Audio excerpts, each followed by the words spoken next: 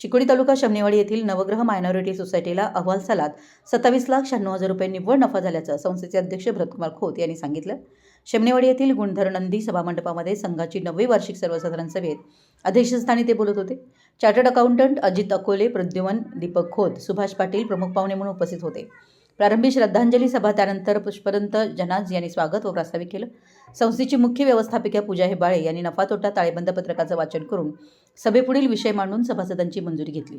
अहवाल वाचनात अध्यक्ष भरतकुमार खोत यांनी संघाची सांपत्तिक स्थिती मांडून म्हणाले की संघाचे सभासद 777, शेअर भांडवल 16,35,000, निधी 1,11,00,000, ठेवी 14,98,000, गुंतवणूक 6,25,00,000, कर्ज वितरण 8,89,00,000 रुपये.